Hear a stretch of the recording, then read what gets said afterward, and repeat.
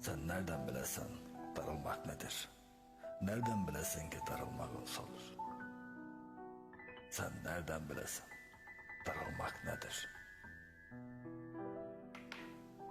Darılan adamın yüreği olur.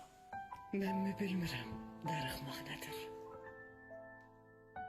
Gül kimi soluram, xəbərin yoxdur. Ürəyimi sənə verdim əzizim. Düz deyirsən, daha ürəyim yoxdur.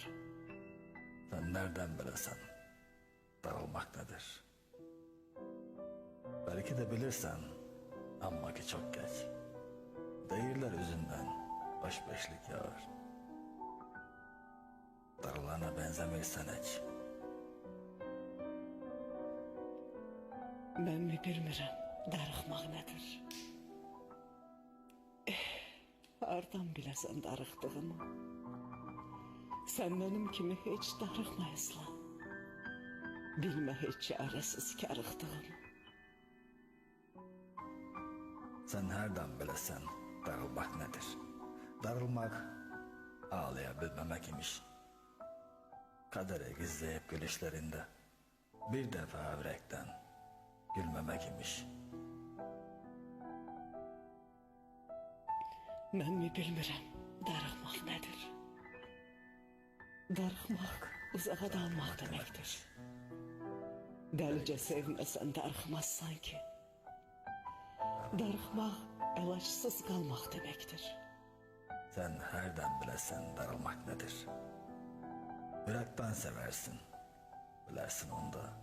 Senden soruşmuram, darılsam mı? Sen hiç sevdin mi ki darılsan da? Mən mi bilmirəm darıxmaq nədir?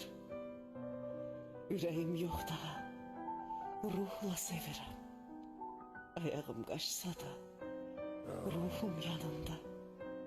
Seninle dolu, Səninlə doludur, çok özleyirəm. çox özləyirəm.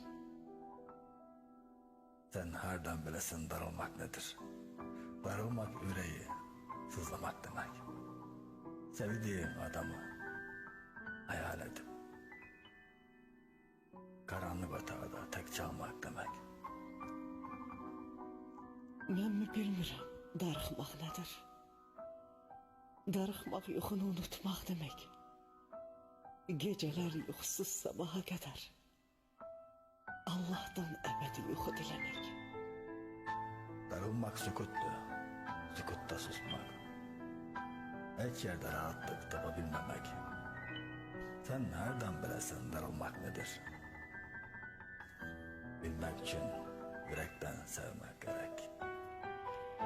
Darıxmaq tənhalıq, darıxmaq kədər, çarəsiz qismətə dözüb izləmək. Mən yaxşı bilirəm darıxmaq nədir?